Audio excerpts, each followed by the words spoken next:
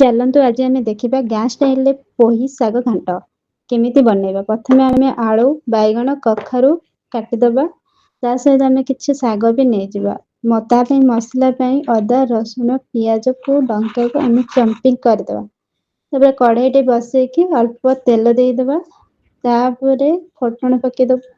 କିଛି ସମୟ ପରେ ଆପଣ ସେ କଟା ହେଇଥିବା ପରିବାକୁ ଭଲ ଭାବରେ ସେଟାରେ ଢାଳିକି ଭଲସେ ତାକୁ ହଳଦୀ, ଲୁଣ ଦେଇ ଭଲସେ କିଛି ସମୟ ପର୍ଯ୍ୟନ୍ତ ତାକୁ ଭାଜିବା ପାଇଁ ଛାଡ଼ିଦେବା। ସେ ଭଲ ଭାବରେ ଭଜା ହେଇଗଲା ପରେ ଆପଣ ଘୋଡ଼େଇ ଦେବେ କିଛି ସମୟ ସିଝିବା ପାଇଁ।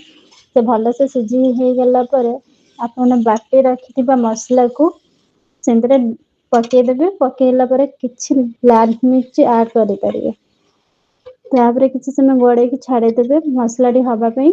ମସଲାଟି ଭଲ ଭାବରେ ହେଇଗଲେ ଶାଗକୁ ଆପଣ ଆଡ୍ କରିବେ। ଶାଗଟି ଭଲ ଭାବରେ ହେଇ ଆସିଲେ ତାକୁ କିଛି ସମୟ ପାଇଁ ଘୋଡେଇକି ଛାଡିଦେବେ। ଆଉ ଘୋଡେଇ ଦେଲା ପରେ ଆମର ପରିବା ଗୁଡ଼ା ସବୁ ଭଲ ଭାବରେ ସିଝିଯିବ। ତାପରେ ଆମର ପ୍ରସ୍ତୁତି ହେଇଯିବ ଗ୍ୟାସ୍ ଷ୍ଟାଇଲ ପୋଇ ଶାଗ ଘାଣ୍ଟ।